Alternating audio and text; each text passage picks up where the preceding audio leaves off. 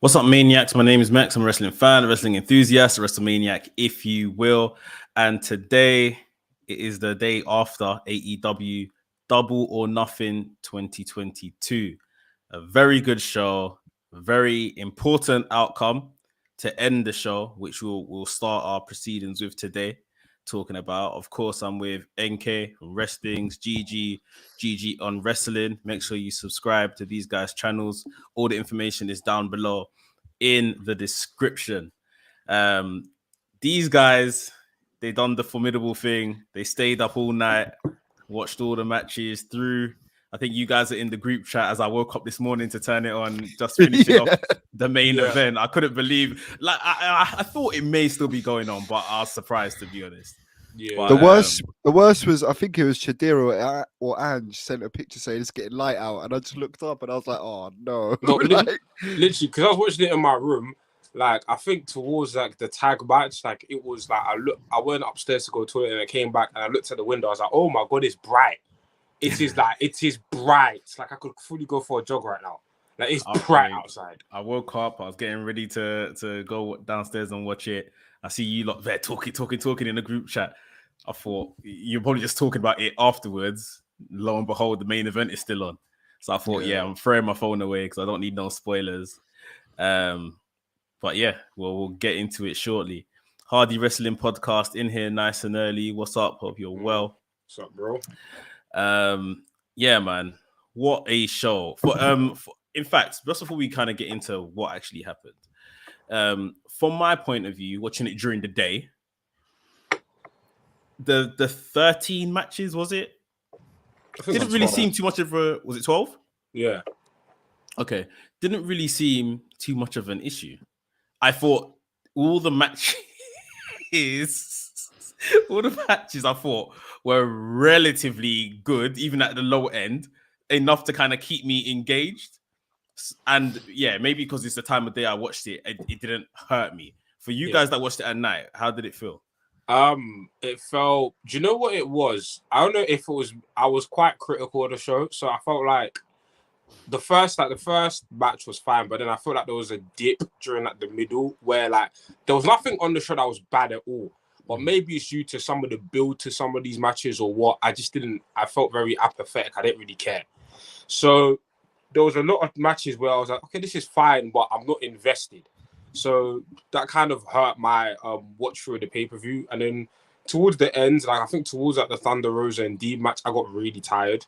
But then as the Anarchy in the arena match came in, that's when I got rejuvenated and I was like, yeah. But I feel like the card, certain matches could have been placed in different places to, I feel like the pay-per-view suffered from structural issues in terms of card structure.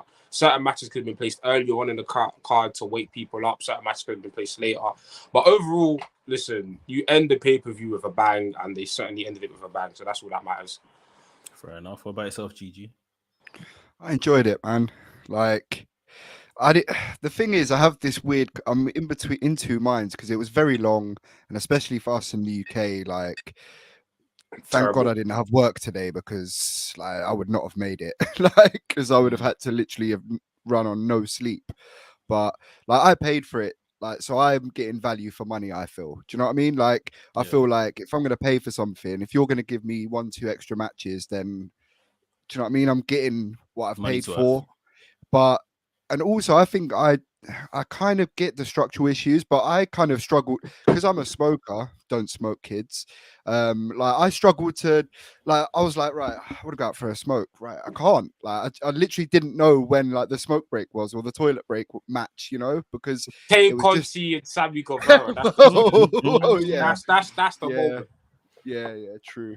But I think it was solid, man. Solid overall. I'm tired, but worth it. I hear it. Yeah, like I have no complaints, but like I said, I wasn't watching it in the heat of the moment. I didn't know what happened, didn't know any outcomes.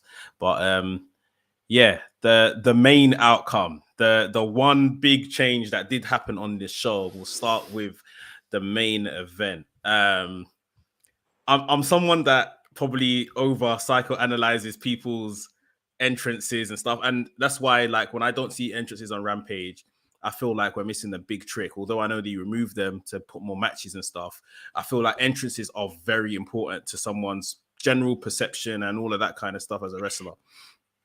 I watched CM Punk's entrance and I felt like he was holding back a smile. I watched Hangman's entrance and he looked like, obviously he's been portraying someone that's, been quite pissed off in recent weeks, but he looked like someone that, I'm losing my title today, sort of thing. Anyway, we went into the match, and of course, this match was, I think it wasn't like one of the best pay-per-view main event matches we've seen by any means. There's probably been opening matches that have been better than this match as a whole, but it was a really solid match. Hangman is very good, man. Hangman's very good. CM Punk, we saw a lot of good stuff. A chop he couldn't probably really handle from Hangman. I remember 2 buckshot lariat attempts that kind of fell flat. I think after the second one, the crowd probably got a bit fed up and turned on him just a bit. Well, I say turned, at least started booing just a bit.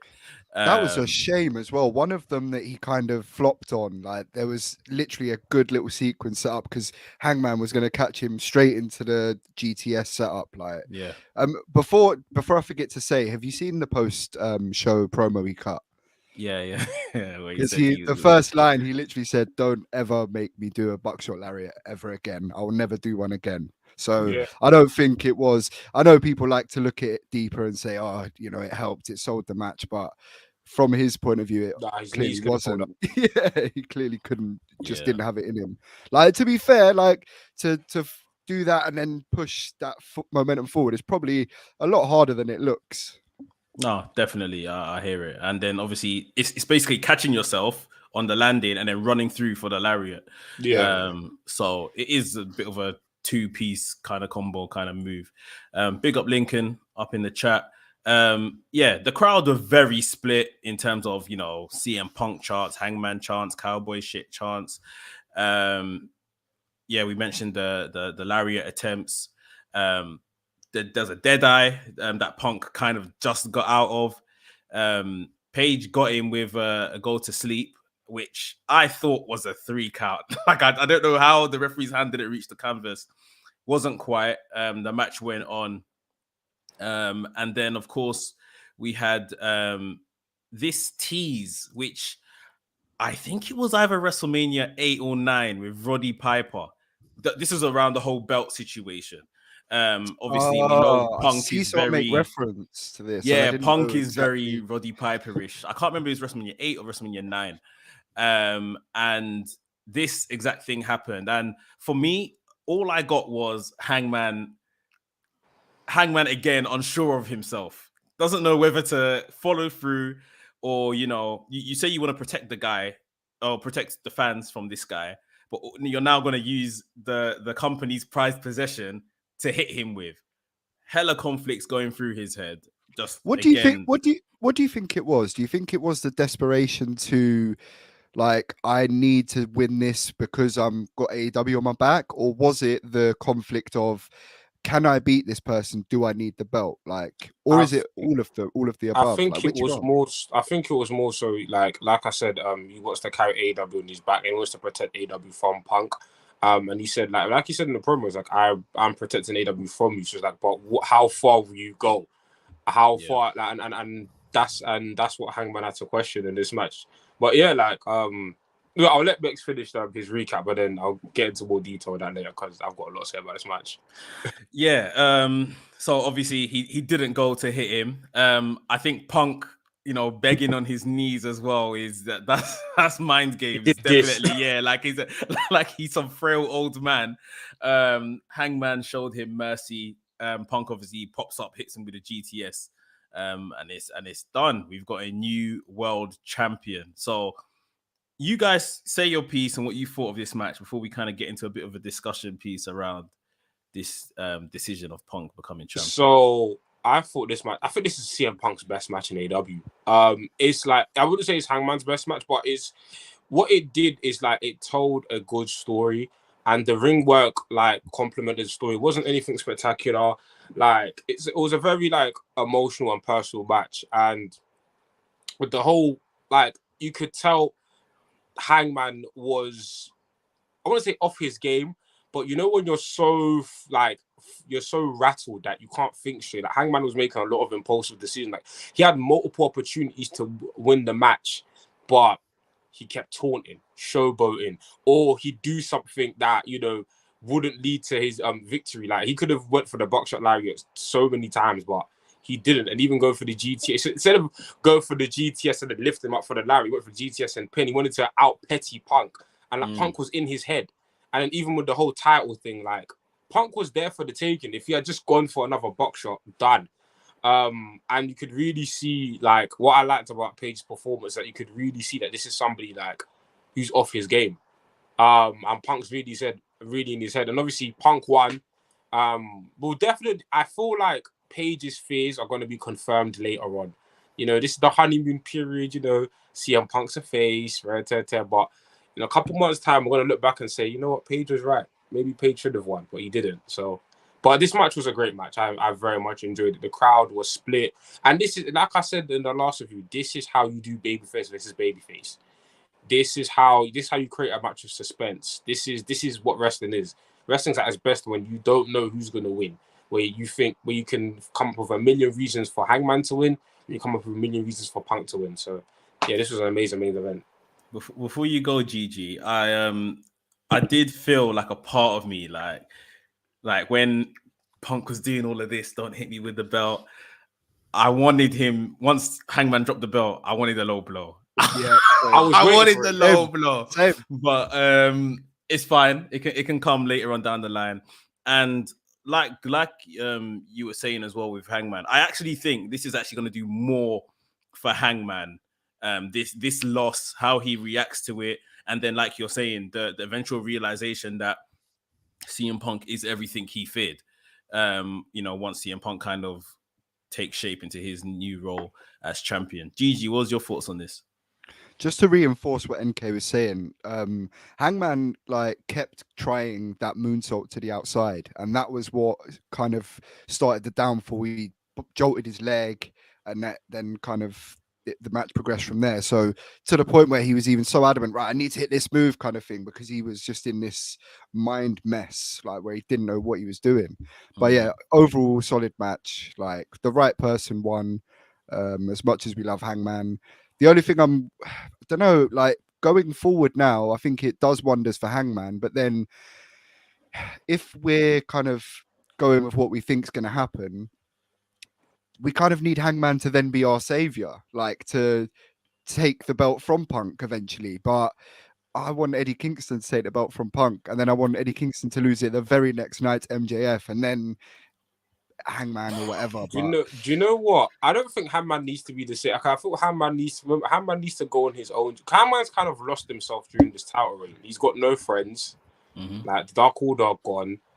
Like his relationship with the Elite isn't fixed. Like that's still like a question mark. Like Hangman's got a lot of soul searching to do after this, and even with the belt stuff, he's got a lot of questions to ask about himself.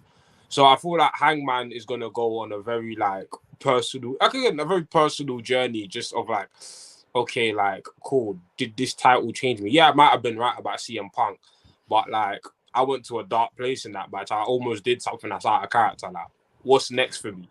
So I feel like Hangman's gonna go on a like mad journey, and then maybe, who knows, Elite link up.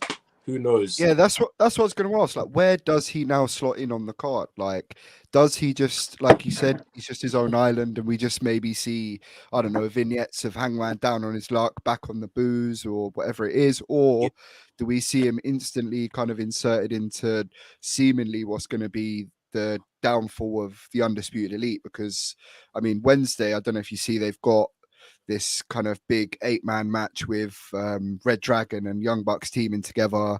The whole kind of thing that comes out of this, where, you know, Kyle O'Reilly won, Adam Cole won, the Young Bucks didn't. So there's that kind of slowly seeds where, you know, we've kind of done what you couldn't do almost. We've got wins. I don't know where you put Hangman now. I don't know where Hangman's gonna go from here. I'm just looking at the chat. Big up everyone in the chat. SDK08 says Hangman needs to rediscover himself. Him being a savior does nothing for him. He failed and lost himself.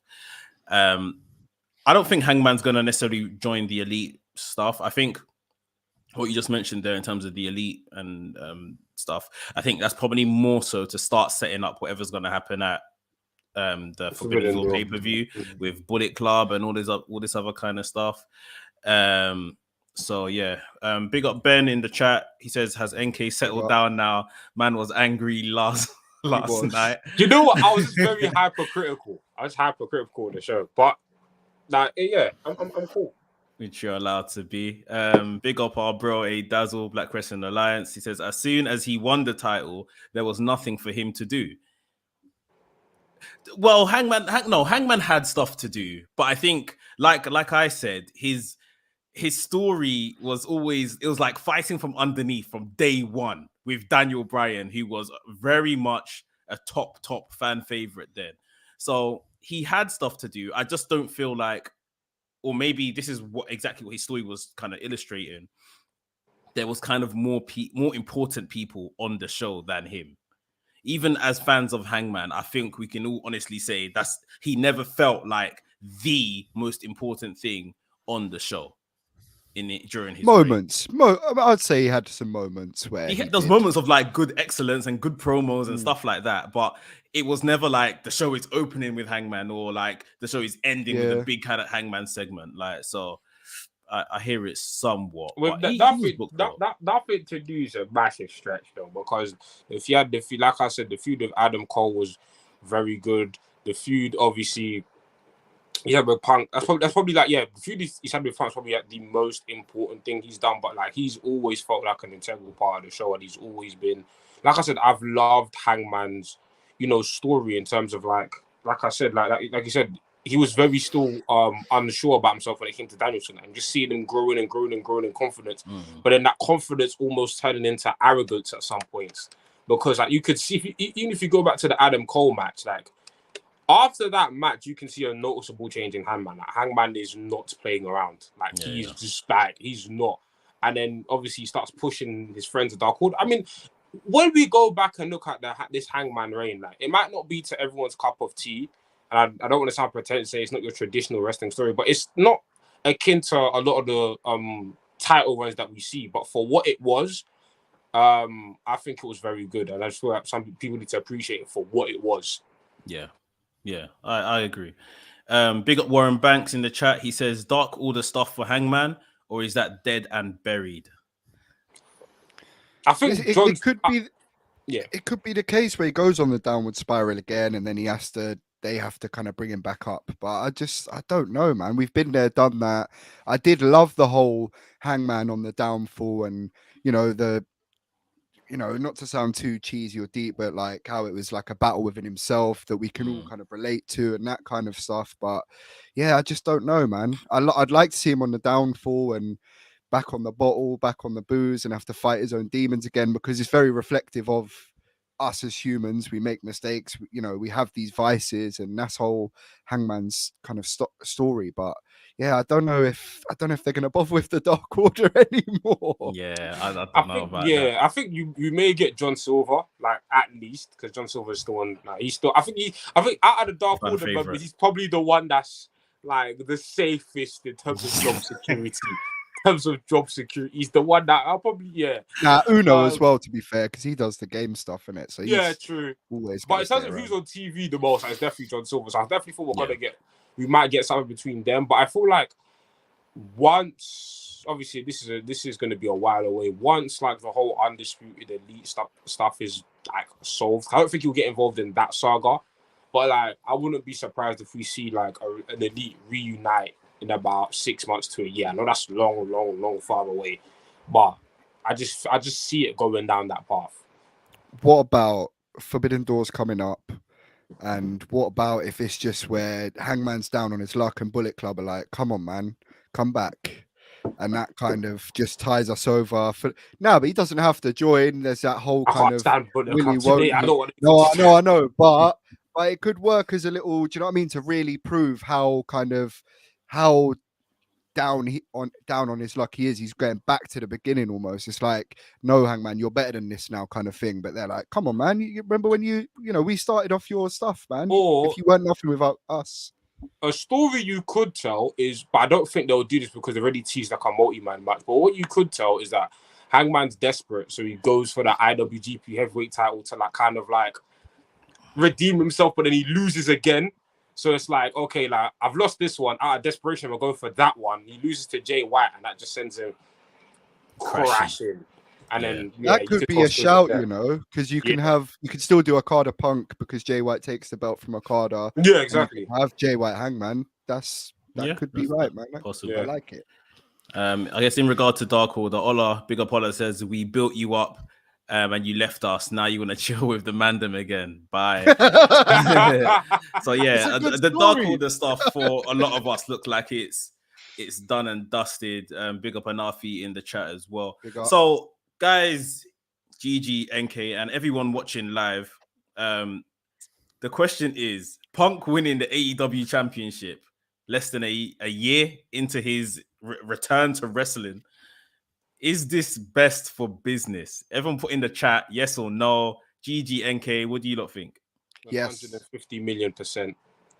Yeah. Like Hangman losing was bittersweet. It was bittersweet because I was enjoying the reign. I was very fond of the reign. But then just the visual of Punk as champion, and then the sum of Punk begins again. Like, yes, like absolutely. Like, this opens up an entire new element of AEW in terms of Punk as a champion. Like, this is the champion that people want in terms of the traditional champion. That's going to be all over the programming, going to be at the beginning of the show, going to cut the maddest promos. And then if we talk about Punk's arrival in AEW, think about the storylines he's given us before he was champ. The Eddie Kingston feud, the MJF feud, the Punk feud. Now combine that with now him protecting the title. Oh my God. I'm telling you. And if you are a Phillip Brooks hater, if you are somebody who doesn't rate CM Punk, this summer is not for you. Tune in now. This summer is not for you because you're going to see him all over your TV screen. CM Punk is back. And yeah, man, this is like I'm just so happy to see him back, man. Like, I am ecstatic, man. This is going to be a very, very, very crazy time. This is best for business. Business is booming. I don't know if you saw the clip of Tony Khan going on like an excited rant during the press conference. I think I said because I watched the whole clip, right? I watched the whole clip. Do you know what it was? It was one of those ones where he tried to back his boy, and I'm happy, but it's just the delivery was funny. But he was like, even Punk was sitting there like, I've got this. The F-bombs were flying, like literally. Even Punk told him afterwards, "It's all right, Tony." He said, "Yeah, okay, it's all right, Tony. It's cool, man. Like, we squashed it, man. Cool. But I'll get him for you. But a delivery aside, Tony was right in terms of the business Punk has brought. Pay-per-views have been up. TV's been so on and so forth, but merch has been up. Like the arenas they're doing now. I mean, we could talk about the set design of Double or Nothing because it was poor, but in terms of the sheer size of the arena, there was a photo that really captured how big that arena was, and that's definitely due to Punk's contribution. So, like Punk, in terms of metrics, in terms of numbers, like he is doing wonders for AEW. Like he's the biggest star they've ever had. So yeah, man, it makes sense. And yeah, this is the first time you've kind of rushed someone to the title as well. But I think A Dazzle said it in the chat. It was done very well. We saw like, he came in. Yeah. And this is for me. I love the return, but up beyond that, I didn't really care. He came in and we saw the initial struggle, the struggle of having to find himself, find his fitness. Has he still got it? This, that, and the other. He wrestled the younger guys that posed him a different kind of challenge. We were asking questions. Why is Punk lasting so long with some jabronis and stuff? Then eventually he found himself. Obviously the story with MJF, which was just him versus someone that grew up watching him, sort of thing. So now it's like, am I this person, or the whole am I a bad guy and all of that kind of stuff. It was against his own former wrongdoings, effectively. Like MJF encapsulated everything that Punk had done wrong in his career to the fans almost.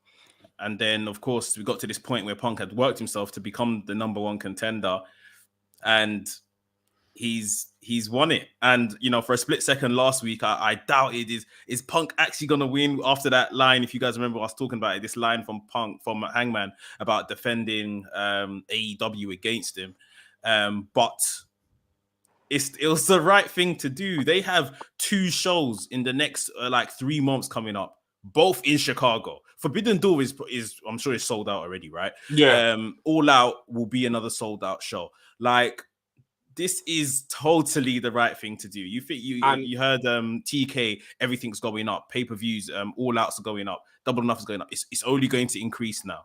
It's only going to increase. TK said as well, I was listening to the Wrestling Observer, and they said next week, the next episode of Rampage, of Dynamite and Rampage is in California, and there's going to be places. Investors. Yeah, it's going to be investors from Warner Media at those shows. What better way to show that your company's doing well than having CM Punk as your champion come out, get the pop he deserves? Because that show is going to be very important for investors, and they're going to have a party. They're going to have those work meeting parties afterwards with the investors. Just seeing CM Punk, and even Jade Cargill holding belts in those meetings is going to make investors go. See that Jade Cargill. Yeah. Bro. My money's okay. My money's okay. You know Like, what? my Let's money's invest being used more. well. Let's invest more. So it's business, baby. But you can make business make sense. And that's the thing. You can make business make sense. You ain't got to Goldberg someone. You ain't got to bring a 50-year-old man and have him kill the momentum of young guys. No. Have him build up. Have him work his way to the top and then win. Yeah, it's been very well done. So, And yeah. Can I just say, just to the point about it being too soon, I think that time will tell, because this can all be used as ammo and ammunition and promo material for Punk. I done it this quickly. It took you this long, or whoever else this long. I was always destined to be the AEW champion. You guys wanted me here from day one. It can all kind of tie into that heel persona that he eventually puts on. So it's all makes sense, man. I personally don't even think it's taken too long, because he was out from wrestling for 7 years, and he's come back. Exactly. And even before, he was a world champion. He's been a world champion everywhere he's been. So he's obviously still got the credentials. Obviously, he just needed to get himself back and ready. What was Lesnar's time frame after all that time he had off? He probably come back and won the title. It was very quickly. I can't remember. It's probably not too dissimilar in terms of time frame. Yeah, it would have been. Just moving on, ending this conversation. I guess everyone is kind of saying that Ben said it here. Slow burn turn from Punk with the full turn against Eddie Kingston, that is, at Arthur Ashe for Grand Slam. I personally want to see Eddie Kingston do well. I want to see him as a champion. I'm not convinced right now it's the world championship I want to see him with, but I want to see him do well. I just don't know if he becomes world champion, what comes next. It's that great moment, but this is what I mean. Just the moment. The moment is all we want. The moment is all we cool. need. Okay, then we can agree. Give it to him and then take it away.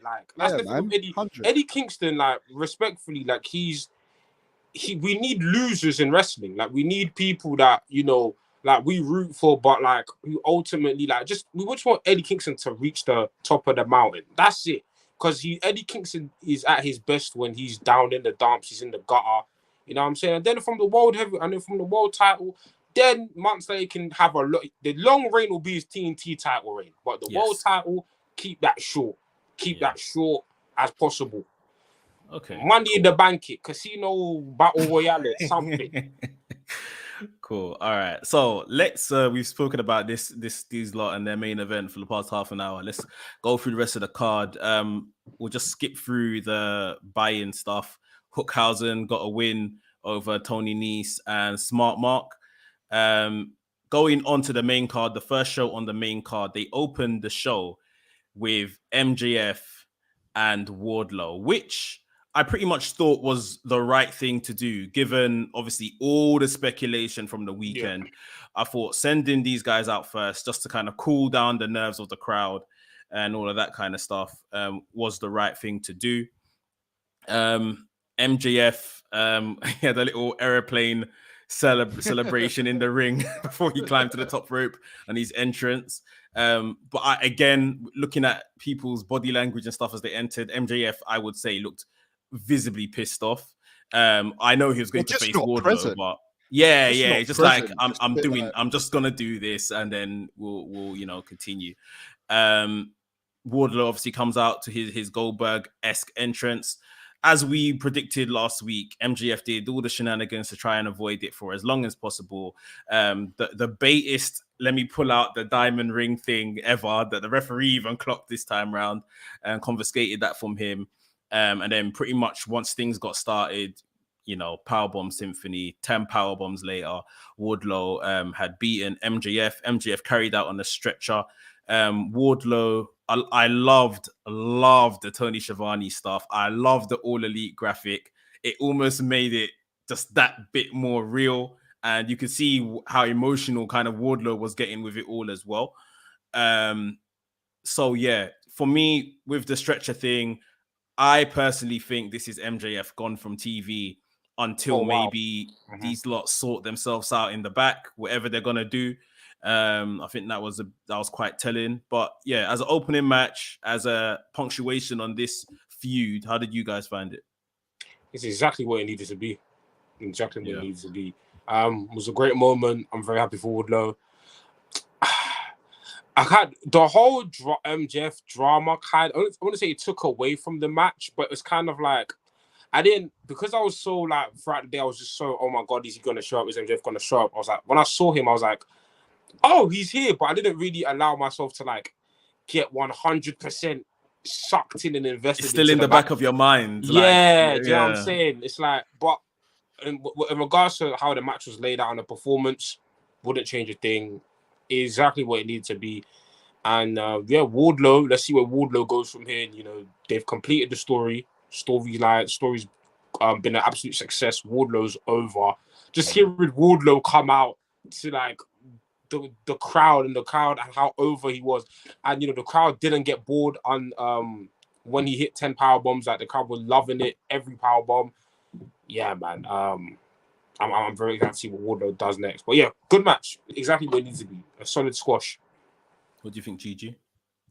I actually saw, and I don't like giving anyone spotlight, but I see people on Twitter actually have the take as if like this was never the way the match was going to go. Like it was almost like, they're doing this because of him. Yeah, like make him take 10 power bombs. Or other people's take was almost like, well, this is why he wants to leave because he's just getting squashed by Wardlow. This was always the way it was destined to be. It was delivered perfectly. It was exactly what needed to happen. It was exactly what was always going to happen after building these powerbomb spots. I love the crowd chanting, he showed up. Like, that was even catch that. Funny. Yeah, I think they were doing him dirty. They were doing him dirty. They were like, "Fuck you, Maxwell." Like they were like, it didn't feel like character stuff. It felt like we know what you're trying to do. That's we know what you're trying to leave us. You're trying to leave us. You have to stay. But overall, exactly what it needed to be, and I'm with you, man. Just doing that extra little cherry on top with having the graphic come up for him, like, and he was sincerely like, "Thank you."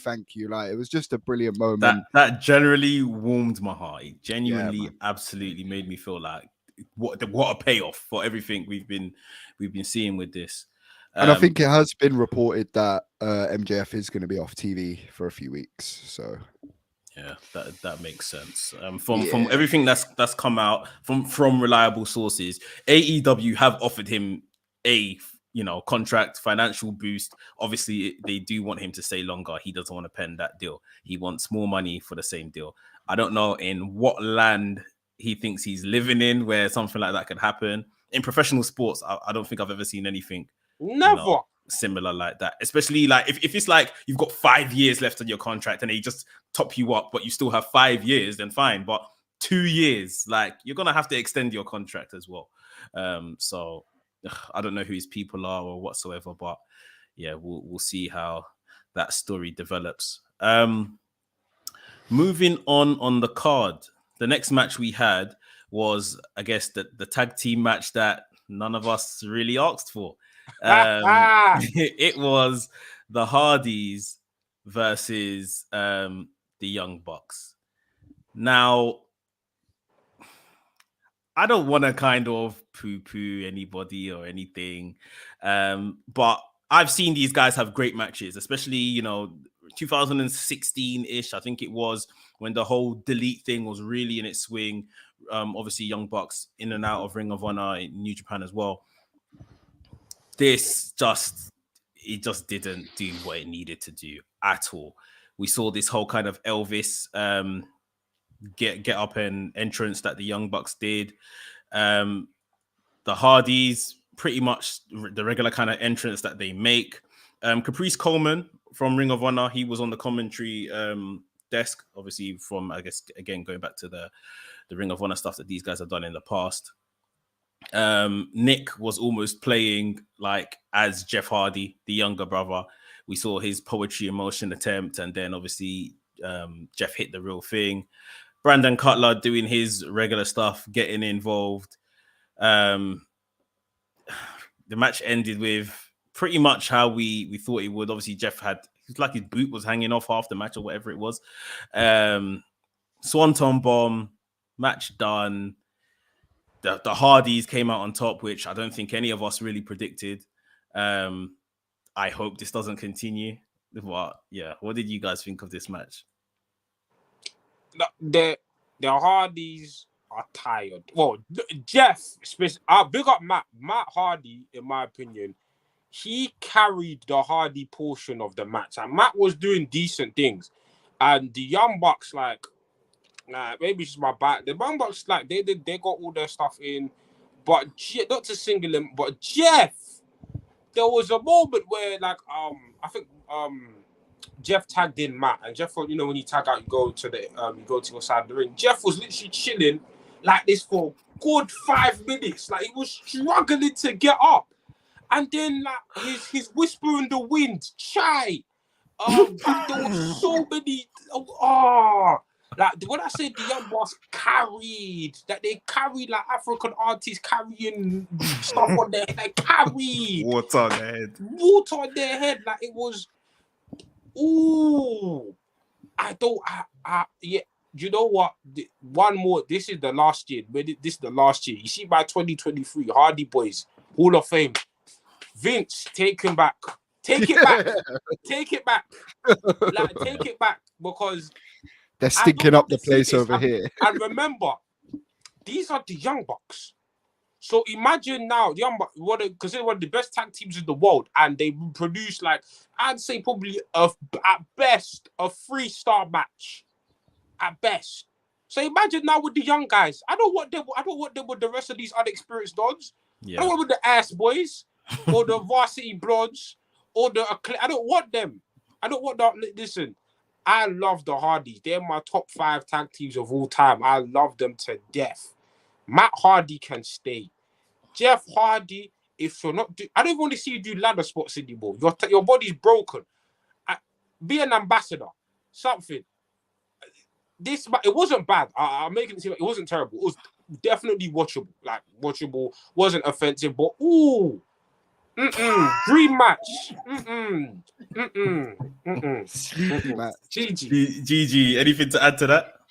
I've been telling you lot that Hardys are tired, and now everyone wants to believe me and agree. They've been tired. Even Matt I haven't cared for. No, Matt's been good. You have to give Matt his props. Matt was good. He getting nothing from me, man. I can't stand both of these two in 2022, man. I would say Matt has been okay now, because it's like, because his star of a brother, Jeff, has come along. Matt has only been seen in small doses. You may not have even seen him in the ring as much. So Matt, he's more bearable. Yes, he's more bearable than obviously the HFO stuff.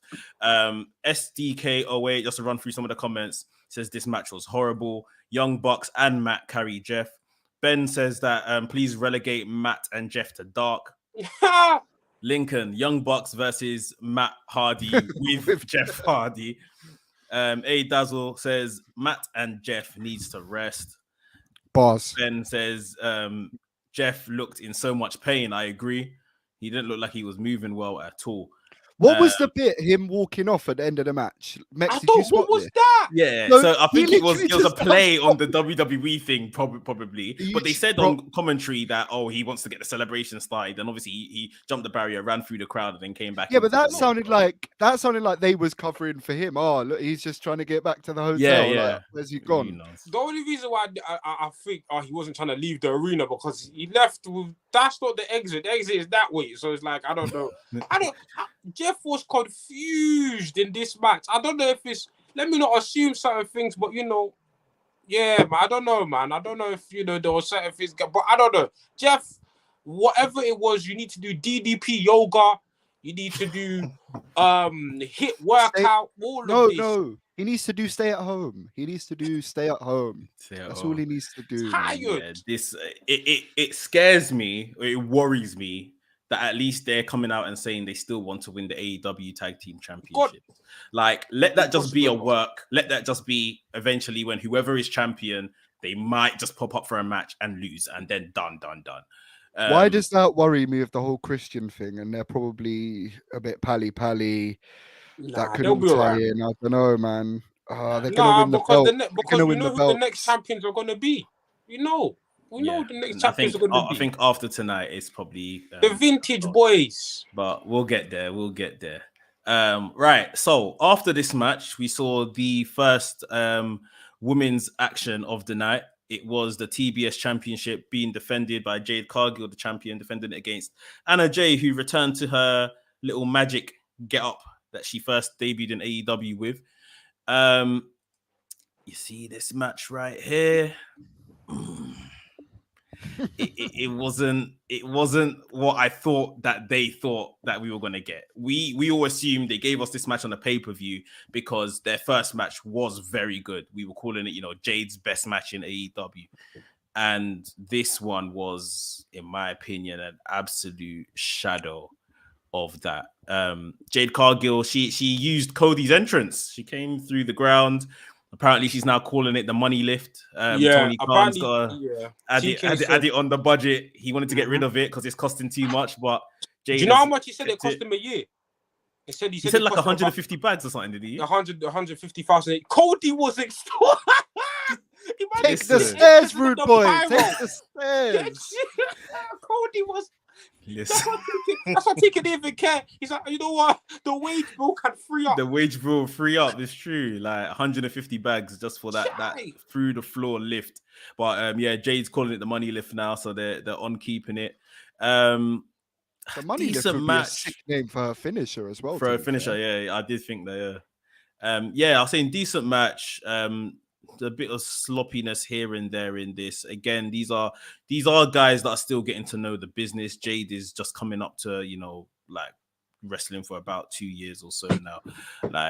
So I guess you have to kind of look at it in a certain lens, if you like. But we saw Kiera Hogan, Red Velvet, try to get involved in a match. Then I think it was Statlander that came down first to stop them, and then she got a great pop as well, man. She got a great reception. Listen, people wanted Statlander from the weekend, but what happened. And then that's when we saw the debut of Stokely Hathaway, formerly known as Malcolm Bivens in NXT. He's returned to, I guess, his ROH gimmick. And it's just a perfect fit. I think it was a matter of time before they done this, and obviously the Mark Sterling stuff. I think Mark did come out, in fact. He got dealt with. His days as Jade's representative is surely over. And then I think obviously Jade won. She had that like colossal Jaded off the top rope or second rope. They went on to wanting to beat up Anna Jay and stuff. And we saw the debut of Athena, which is always good. We've been crying out for some time that she needs to join AEW. This women's division, we always speak about it. I guess it, still needs some work. But some good debuts in this in this segment. What did you guys think of this match and segment overall? The match, no, sir. No. I think one thing I'll say about AEW pay-per-views, not everyone needs 15 minutes. Not everyone needs 15. Some people, they're better off in small doses. And I understand because their last match on Rampage was super competitive, they don't need they thought, okay, maybe these girls have the ability to go longer. And the girls, like I said, Jade's only been wrestling for 2 years. I don't want to be too late. I see people comparing her to Bianca Belair and so on and so forth. Don't do that. One, Bianca Belair had years in NXT training and stuff. Like, we're seeing Jade literally learn the business in front of our eyes. There was no developmental for her. There is no learning behind protecting her until she's ready. She's getting ready right before our eyes. And you can say something similar to Anna Jay as well. So you have to give these women a bit of grace when it comes to that. But in terms of the match, I'm not going to sit here and sugarcoat. It wasn't good. It wasn't good. But Stokely Hathaway, I've said this for this is money. Like, I felt he felt out of place in Diamond Mine. I felt like I didn't watch 2.0, but in segments when I just looked at it visually, I was like, this doesn't make sense to me. But now I'm just seeing him as Jade's mouthpiece, and even just motivating the other members of the baddies, and giving them that real, manager that can talk to them and really understand them. Yo, if they put this right, this could be even more money. Green. All of them should come out in green, just more money. But and in terms of regards to Athena, listen, Athena's somebody I've wanted in the division for a long time. She deserves, to be on television. Now, the quality of her run is I'm highly skeptical for obvious reasons because of the booking of the AEW's women's division. But she deserves to be on TV, and at the end of the day, if she isn't in WWE, she needs to be on national TV. So yeah, like, I think the post segment left me satisfied with what's going on going forward. But in terms of the match itself, I could do without. Yeah, this is definitely something I won't be revisiting. I agree. Gigi, what's your thoughts? Yeah, I don't think it was terrible. It was bearable. Like, there were a few glimmers of like good spots in it, but yeah, it just didn't mesh as well as it should have. And like we've all said, like, fair play to them. They had the right idea in mind. They had a good match previously, so it was the right decision to do, and to obviously showcase Jade again on a pay-per-view. But it's all about Bivens, baby. Like, this is just going to be so good. Like, I'm so excited for Wednesday just to hear him talk, like, and just have him stood in front of Jade. And do you know what, as well, with Athena, I think it was NK who predicted like Athena would be in AEW at some point this year, and like, I did. Ever since then, I've just had this vision of Athena hitting Jade with the Eclipse because of Jade's size. I just think just that spot alone is just going to look so good, man. So I'm looking forward to that. That could be good. I mean, you mentioned Athena. I guess Tony Storm didn't progress in that Owen tournament. The likes of Chris Statlander, who we've all kind of said should be next up for Jade, really. There's a couple names in and around that kind of mid card of the women's division that can surely, pose Jade a threat. Just how they book it, and how is this division going to be? Do you know what I'll say? The mid card picture looks way clearer than the main title picture. Like, with the mid card picture, even before Athena, we've always said, okay, this person could be here, this person could be that. Like, there's always names you could pick out of a hat. With the main women's division, it's like, well, we'll get to that later, but it's like whoever. Yeah. But do you think in some regards that's a good thing? I know obviously it's not perceived that way because Jade is a star and like that belt is just money right now, but it's kind of differentiating between the two, because now, although there isn't really much of an upper echelon, there is a gap for, do you know what I mean, the bigger names, possibly, quote unquote. So there's a kind of divide between it. Now you've got everyone's vying for this title, much you would with a TNT belt, because there's so many names that could win that belt, that should be winning that belt. But, I think that it's important that maybe there is that kind of divide now. I think we are slowly seeing improvements in this division, slowly.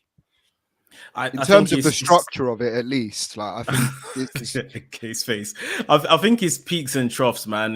This division has been going up and down like that from its inception. I remember at the beginning of last year, after the first 3 months, I thought they fixed it. They've done it. They've turned it all around. Like, this is when Britt Baker was on her ascent to the title. We saw some good matches and stuff like that. And again, they just kind of fall back into old ways, I guess. So it's up and down. It's up and down. But, they know who their stars are. They're very reliant on Britt Baker. They're very reliant on Jade Cargill. So hopefully, they could do something to elevate the rest of that division. Right. Let's move on to this PWG match they gave us in the middle of the card. Death Triangle versus House of Black. My gosh, this match, like, it was what exactly we knew it was going to be. Just absolute madness. I'm not even gonna sit here and try and like call spot for spot and everything that happened. The energy, everything that happened in this match was too much. I thought at one point with that, was it a suicide dive that Brody King tried to do and just bounced off the apron? Bounced off the apron and then landed on his opponents and stuff and just got up like nothing happened. Like, I was like, all right, fair play. Let's continue. And then, it was, I never thought we'll get the payoff that we've been waiting for months, but Pat goes up for the red arrow, lights go out, lights come back on. Julia Hart standing in front of him, all in black, face painted. She looks cold. She looks cold. She does. She looks cold. Hit him with the black mist. Pac falls from the top rope, hits with a black mass, or I don't know what he's calling it these days. But pinned. And House of Black, the house always wins, as Julia Hart tweeted out. She's joined. It's official. I think from stuff I've kind of read and what's been reported, this should have happened earlier, but I think Phoenix was injured. Yeah, so that's why it's kind of been, dragged out as far as it has. Finally, the payoff has happened. This match, man. Gigi, you'll start with you. What was your thoughts on this? Just as fun as it was always going to be, man. Just delivered. So much fun, spot after spot. It's good to see Buddy Matthews actually work. Like, that's always a joy because he's few and far between. But just everything, man. It was just so good. Like, Pac's mask was cold as well when he come out. Like the half mask that was cold. But man, it just delivered. And I'm so glad that the Julia Hart moment, like, it still paid off, but it still delivered. Like, I was worried that we were getting away from that moment and it was going to be a bit like, oh yeah, well, it was always bound to happen. But it's still, the crowd still popped for it. Like, this match, just watch it. Like, we can't do it justice. Just watch this match. It was so much fun. And Brody is just sick. Like, he's looking trimmer as well, man. Like that Rikishi driver, whatever you call it, like that he done on Phoenix was just nasty. Alistair Black just whamming everyone with kicks. Pac and Black's exchanges were great. Like, what I'd love to see, if they're going to continue this feud, I would honestly like a best of 7 series where you have everyone in or you have 6 singles matches, and then another group match, and then do like that, because I want to see singles matches between every single person, like every iteration, every combination you can have. I need to see all of these men wrestle at some point. NK, when the lights went out, did you think Julia Hart or did you think someone else or something else? I thought another member. I had no idea. I had no idea. I thought it was, I thought it was going to be another debut. But listen, everybody in the comment section be clapping. Because listen, everyone was talking about Hardy, but no, they be clap. Because this is what I like to see in wrestling. This is what I like. Listen, this match was just like, I can't even describe the spots.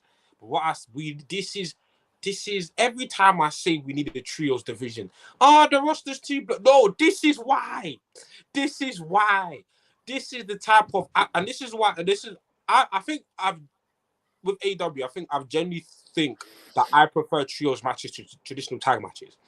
I feel like in trios matches, when they're done right, it's just a ball of energy that cannot be topped. And this match was crazy. I mean, Rey Fenix, oh my! I mean, he's one of the best luchadors in the world. Like, he's ridiculous.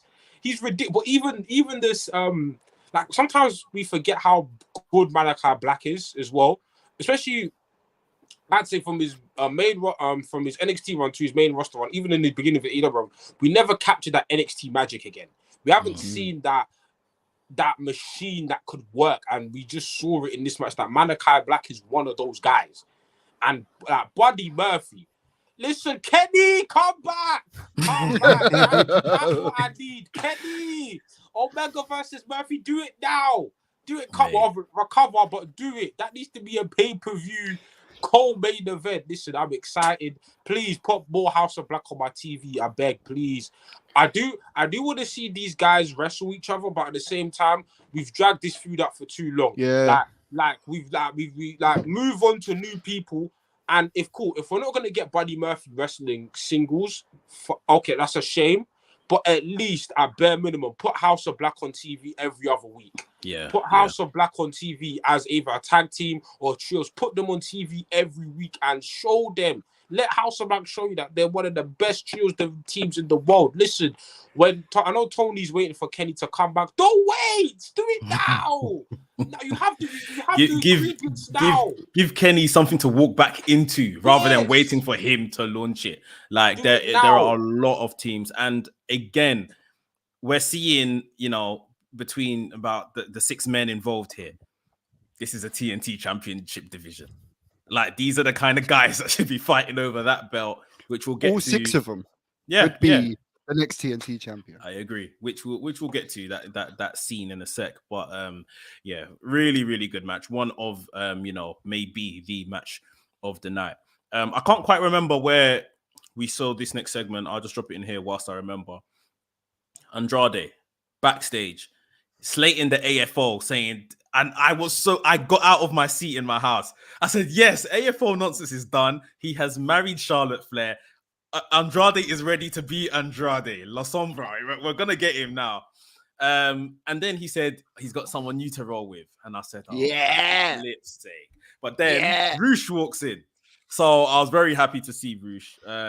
Someone his running buddy from back in the day. Was there any rumors about this or anything? I know he's kind of been tied in with him and some rumors in the past, but nothing this past weekend about a debut. Yeah, there haven't been any rumors about Roosh, but you know there's been rumors about Vikingo. So I heard I saw that. About Vikingo and how the Young Bucks, I swear, if they get Vikingo in, he's cold. Andrade, Roosh, and Vikingo as a trios. Oh my God. Oh my God! Listen, I need this is yes. And please, I beg get one more person so I can get LIJ Forbidden Doors next month. Do LIJ Los Ingo Bernabez de Japón versus Los Faction Ingo Bernabez with Andrade and Roosh and other man. Then please, Dragon Lee. Yes. Yeah, Dragon Lee. Yeah. Yes. Yeah, it could be very good, man. Free yourself from the shackles of the HFO. It's disbanded, it's done. I don't know what private party you're gonna do now. Let them wallow. I don't mind. But listen, just look how cold they look together as well, man. There's no Andrade and all these other silliness. Like they're not even rocking suits. I want to learn Spanish. I want to speak Mexican Spanish. Yes. Viva la raza! It was the one. Just to run through you lot some comments very quickly. Lincoln, in regards to the 6-man tag, this match right here, SDKO8 says my match of the night.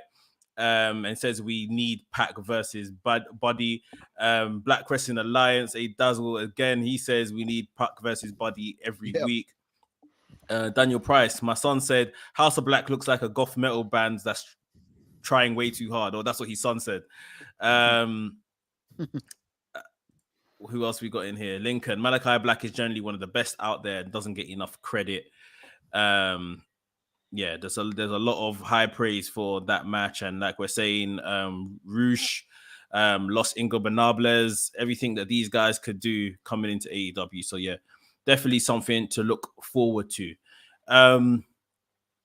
The pay-per-view at this point, in my opinion, took not a downward turn, but an interesting turn when we kind of paid attention to the Owen Hart tournament and, concluded this stuff that's been happening here. So the first match that we got was the men's final, Samoa Joe versus Adam Cole. Solid match between these guys. I won't say there's really much to talk about. Cole obviously knew he had Samoa Joe's shoulder to work on. There was some good stuff in here by Joe, but I think it was just hard to get into because I think we all saw from a mile away that Adam Cole was winning this match. Came out in pink as well. Very, very telling. And Adam Cole, yeah, he went over. He's the inaugural winner of the Owen Hart Foundation tournament for the men. What's you guys' opinions on this final? This was a dynamite match. This didn't feel like a final. Where's the confetti? Where's the pageantry? No. Not even a Titron. Now you say it. Not even like a Titron that says like Adam Cole is the tournament winner. Where's the celebration? This is King of the Ring. This is 2021 King of the Ring. It don't mean nothing. Like no. And the match was a dynamite match. So it was fine, but no. And this is where Ben said this is where I started getting critical of the pay-per-view because it felt like this is dynamite. Like a lot of the things, especially, and it doesn't help when the set looks like dynamite anyways. Yeah. It doesn't help with, so it's like, cool, you're giving me this tournament match, which I think the tournament has been, The match was fine, it was passable. It gets a C in the NK class. And then now, like the celebration is even, obviously, they had the Martha Hart thing, which was very touching. But when he won, I need to see parade. I need to see a flag. I need to see a flag with Owen Hart's colors. Wave it, like make it feel prestigious. This felt like Eddie and cool. They've won the tournament. What next? Like, what's happening next? So apparently, when he won, I'm not sure if this was caught by the camera or live crowd or whatever. When he won, he went back to the top of the Titron or whatever, and he was waiting to be like presented with something. And they just told him to go back into the tunnel and wait around in the tunnle. And apparently he's come out, like at this point, that's when he knew that Britt was going to win and they were going to present them like the cups together sort of thing. Gigi, what was your thoughts on this final, the men's final? Like, obviously we'll go on to it, but this bit, it just felt like this was like the Owen Hart section of the event. Like, it just felt very kind of almost like separated. Like, yes. I'm all for paying homage, and Martha's moment was great, but like I said in the chat earlier, I honestly think if Martha kicked off the tournament with that speech, that lovely speech, we see her on TV, and just putting over Owen and what the tournament means to her and to the foundation and to the fans, like that would have been a good way to set things off. But I'm happy to see my boy Joe on a pay-per-view in a big position. And I'm not mad at the match. The match was good, passable, like you said. But I think maybe next time they do, I don't know, maybe they just do like a Dynamite special where they maybe showcase maybe some other like Super Junior matches and do it very like Owen Hart styley, the whole, like give it a whole special rather than, because it just still feel like, right, this is the Owen Hart bit of the pay-per-view. And now we're going to move on to the rest. So it's a bit disjointed. Yeah, whatever it is, or just give it its own special something. But just there did need to be more pageantry. I think we're used to Super Cup winners and like G1 winners with confetti and paparazzi and it just being like really grand and like all of that. But this didn't feel like that really. Which actually leads us pretty well onto the women's final. We'll talk about the women's final before we get onto you guys' comments. Appreciate everyone watching live, by the way. Hit the like button as well, please. That'll do a lot for the channel. So we got into the women's final, which felt more grandioso than the men's because we at least had the entrances. Yeah. So we had the Fozzy guitarist, I'm not sure of his name. He came out, he played the Brit out. That was great. Then even Ruby Soho eclipsed that because she had the band that made her entrance tune, Rancid, out there. They gave her a real grand entrance. Her gear had, what was the phrase it said? It's time for change. Something that Owen Hart had said in the past. Britt here wearing pink as well.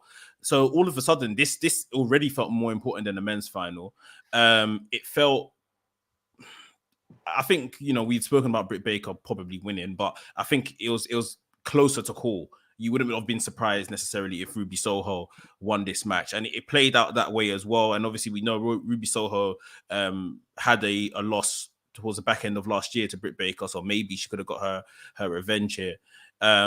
Some decent action. I would actually say, you know, if NK's rating this match as a C, I might call the women's match a C+.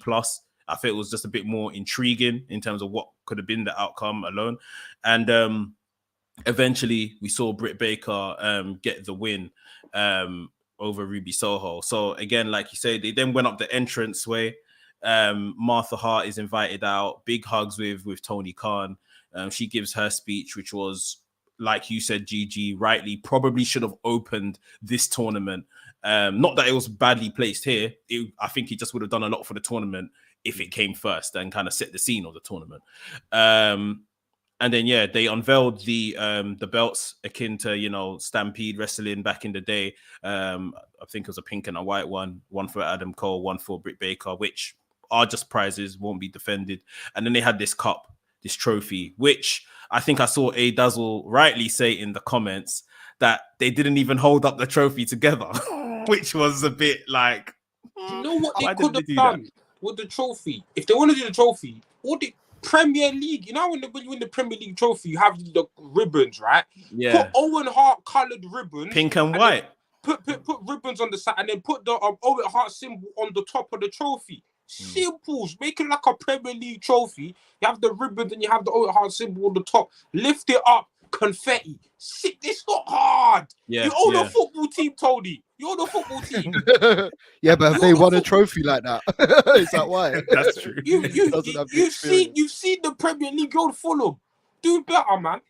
Yeah, but I honestly don't know if it was just because they wanted Martha in the shot. So she, do you know what I mean? She held up the trophy, they held up the belts.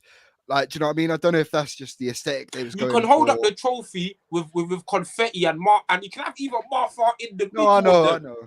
Yeah, I think this goes back to what you said, Gigi. If they had Martha basically have her moment to begin this tournament, she wouldn't have needed to be so prominent here. And then we would have got a feeling of a tournament, or at least tournament winners, with confetti, with all of that, with even Martha would have obviously still had her job of presenting these guys with their winning belts and championships. But I think that's about it. Like, even because of obviously the promo and everything, real heartfelt stuff, even Adam Cole and Britt Baker weren't in character for this. Whereas if we had just flipped things on their head, like you suggested, then Adam Cole and Britt Baker could have, you know, lifted this up and, you know, done all their extravagant celebrations and all of that kind of stuff. But it was just a really reverent moment, which was fine. But I think it just underlines the whole tournament. And we had some fantastic matches in this tournament. But as a tournament, I don't think this was what anyone thought that we were going to get. So I'd like to see them just do better next year, make it more tournament sports orientated rather than like a remembrance kind of ceremony. Yeah, Gado, it will be in America very soon. Probably might be in America for the next month. Tony, have a talk. Have a talk with your New Japan friends. They're your friends now. We're business partners. Have a talk to ask them. Yo, my bro, how do you structure a tour? They'll tell you. They got the kick because they do it the best. Yeah. They do it the best. You know what I'm saying? Yeah, that's because they've got Ishii in their tournaments, and that's a guy you want in a tournament setting, bro. Well, they put Ishii in this tournament, and Adam Cole just went past him like it was nothing. Yeah, so just to go through some of the comments, Daniel Price says here, I told some fellow marks that Baker and Cole would win, and it would become some king and queen of prom type scenario, and sure enough, that's what happened. SDK08, LOL, this tournament as a whole in regards to overall package was shit. Trophy is dead, belts horrific. Bro, I'll go first DK, fam. Are you right? Horrific. You know what horrific is? Like, what, fam? I actually like the belts. I think it's pointless because they're just a little medal basically, but I actually like the look of them personally. I think just as it's a tournament, just a trophy was enough. A trophy for the men, a trophy for the women's. Yeah, you need two separate trophies. Really. Yeah, I just think the minute you make a belt, it's like it should be defended and all of that kind of stuff. You see what I mean? So, yeah, that's where I was with it. But I guess that brings to an end. the tournament, at least for this year. However, it didn't bring to an end the mediocre section of this pay-per-view, which was followed by the 6-man, or should I say the mixed 6-person tag team match. Scorpio Sky, the TNT champion, alongside Ethan Page, and the debuting Paige Van Zandt went up against Ty Conti, Sammy Guevara, Frankie Kazarian. This match was weird just because of just the dynamics of, who am I meant to be cheering? We got Kazarian, who I guess the crowd somewhat like, but he's now teaming with someone that the crowd don't like. And Scorpio Sky, there's probably still a bit of people that like him, and Paige Van Zandt as well, as she's debuting, and Ethan Page is really the only person over there that's really playing a heel role. Like, it just made it very kind of messy in terms of who are we supporting and all this kind of stuff over here. Kazarian and Guevara just full of dissension throughout the entire match. Kazarian looked like even at one point he had walked out on him. We saw Van Zandt go up against Conti when they eventually got tagged in. Van Zandt in her debut, I'd say she looked okay. A bit slow-ish at times. Probably, when you see new people in the ring, it's like you can see they're clearly thinking of every step they take and making sure they hit all the bells and whistles, and it wasn't too fluid, but she done all right. We saw her plant Sammy Guevara with a tornado DDT, which was pretty good. In the end, Sammy Guevara, Scorpio Sky got the pin on, I'm pretty sure it was Kazarian. And the American Top Team, guys and girls, got the win here, which prevents Sammy Guevara and Frankie Kazarian ever challenging Scorpio Sky for the TNT Championship, which at least confirms one thing: we're moving on from this feud.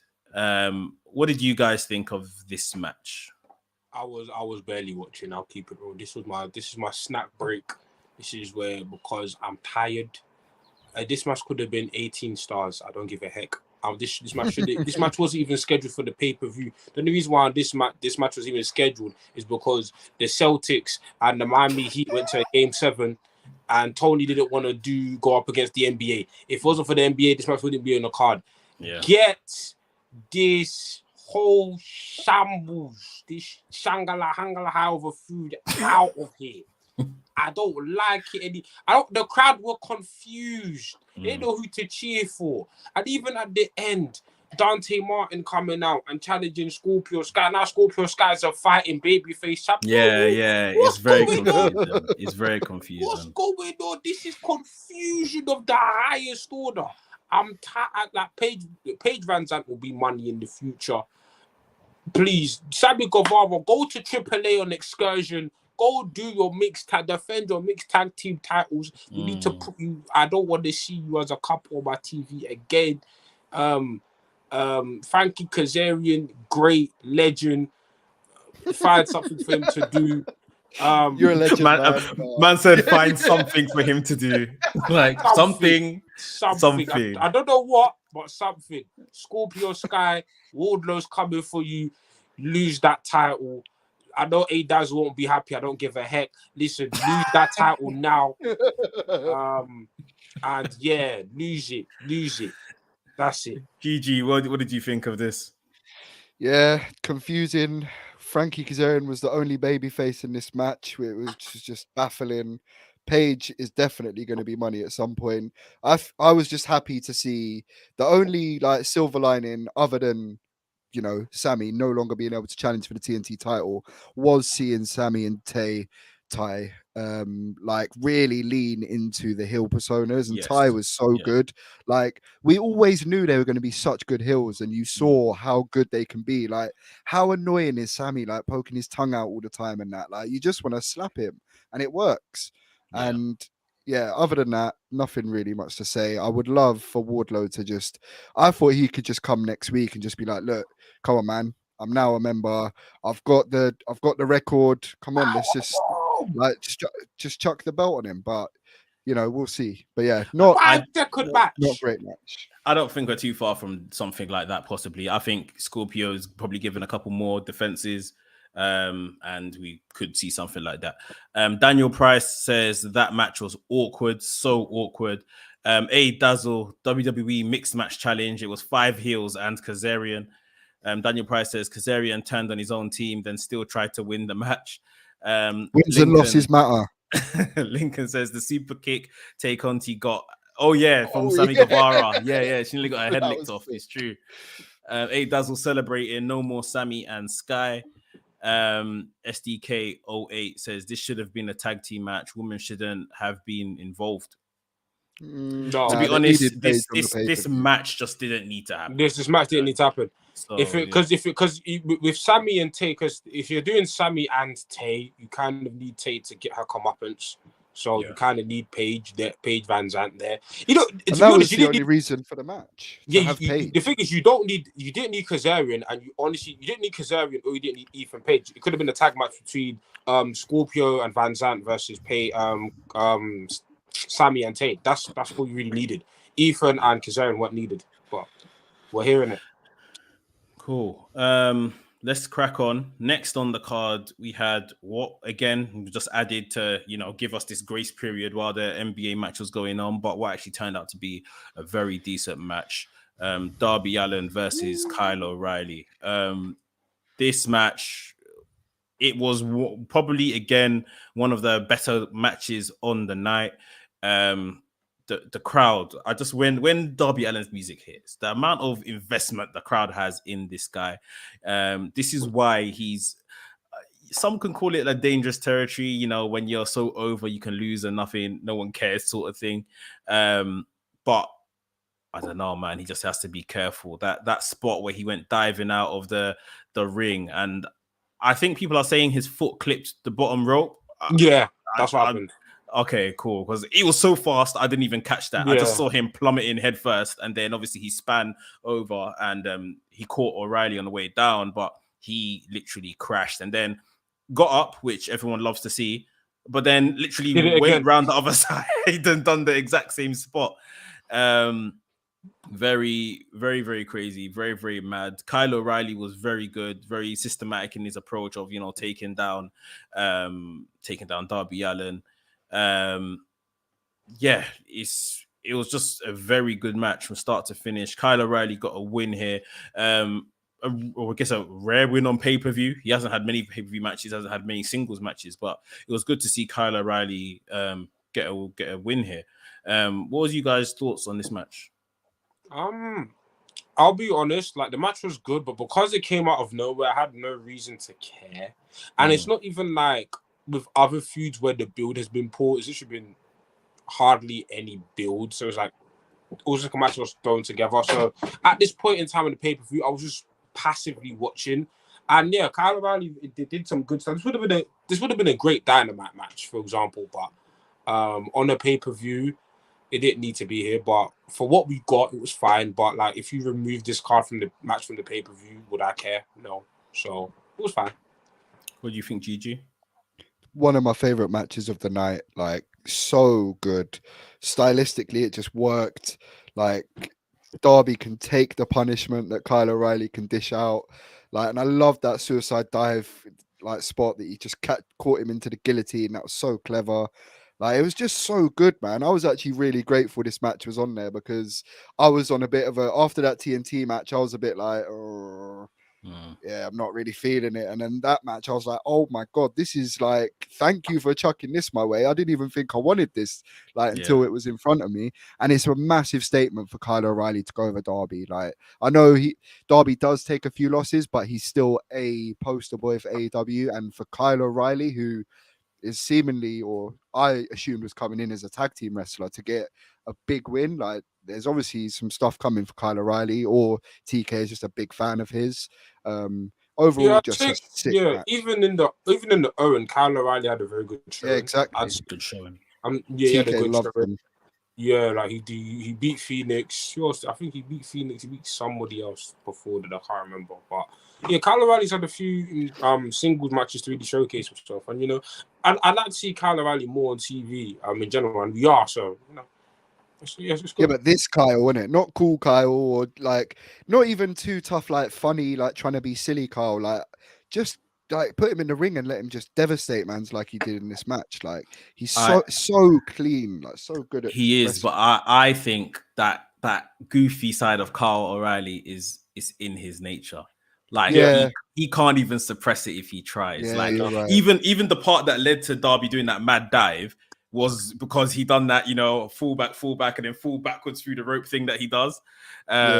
So yeah, I guess it is what it is. But yeah, like you say, it was a really good match.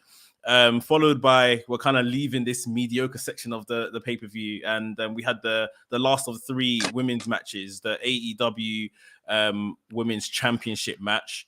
Thunder Rosa defending her title against Serena Deeb. Really good match. Again, really good match. The technical prowess, if you like, that was shown in this match by, of course, Serena Deeb. But, Thunder Rosa done her bit to basically match it. These lot put on a really good match. Help bring the crowd back to life after like a bit of a lull period in the middle of the pay-per-view. Thunder Rosa, as we all thought, would retain. So yeah, what was you guys' thoughts on this? Good match. Serena, like we've always said, Serena's probably like, I'd probably say she's probably like in the ring one of the like top 3 best women in the company. So like in terms of as a match, it would deliver. Good match. I wouldn't say I was back into the show at this point. I was still kind of like feeling apathetic towards the show, but the match was good. Best women's match of the night, clearly. But yeah, like it was a good match. I don't really have much to say on it. GG. Man, I was looking forward to this match for a reason. Like, I knew I was looking past the build for a reason and just keeping my sights on the match itself because it delivered. Serena Deeb is just so good. Both of them together were just class. Like, one of my favorite matches of the show. And it's good for Thunder Rosa to, like, Serena Deeb is a legitimate threat for that title. So it was good for Thunder Rosa to overcome that threat and look good doing it. Like, thoroughly enjoyed this match. As we were saying earlier, there's like one side of this division which is stacked, the TBS title picture. In regards to the world title, what's next for Thunder Rosa? Where do they go from here? We have no idea, and this is where we've seen. We mentioned CM Punk. We've seen the buy-in. Ty Conti. Is that a serious answer? I reckon so. God forbid. I mean, she's a heel. That's about it. I could see her as a Dynamite defense for sure. Like, yeah, like on a somewhere like that. Dynamite defenses, yeah. The way Sammy and Ty are just being positioned, I couldn't. I don't know, man. I feel like it could happen. I'm not saying I want it to happen, but I could see it. Definitely. I rebuke it. Yeah, like NK says, you don't have a say. if it's like a Dynamite defense or a Rampage defense, then yeah, I can see that happening. But like, I don't even know if Ty Conti right now is she top 5 in the women's rankings. I don't even know. The women. That's the point I was about to make. You see with the men's rankings, I feel like where the ranking system's done is because you've seen CM Punk ascend the ranks very naturally and so on and so. And even I would say even with Swerve, Strickland, and Keith Lee, yeah, they stat padded with a few Dynamite, with a few dark matches, but we kind of saw them with the women's division. It's like we don't see any of the other women do anything of value. Even Thunder Rosa as a champion, we don't see her do much. So it's like it's hard to determine future opponents when you don't give the women anything to do. And this is why we always like have that head scratch moment of after a pay-per-view. What happens next? The reason why we know Chris Statlander's next, we were kind of fantasy because Chris Statlander for a reason. But then obviously after the angle with Jade, we see, they build something with Chris Statlander. Cool, we have something. With Thunder Rosa, she doesn't have any prior history with women's matches. Even with Jade, with the Anna Jay match, they had something they can call back on. Yeah. What do we have to call back on with Thunder Rosa? Really and truly. Britt Baker. Hell, not again. That's lazy. And that's why the women's division hasn't improved, in my opinion, because it's like it's the same problem over and over again. We're gonna bring Hikaru Shida back.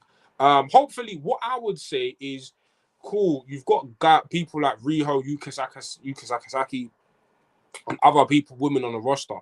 Build them, but at the same time, it's not like these women should be consistently built anyway. Look at the men's division. Look how like if I tell you, next opponents for CM Punk with the men's title, man, them are giving me a list. You're giving me because guys are doing things. Guys are on this card doing things that, you know, warrant a title push. The women aren't given that opportunity.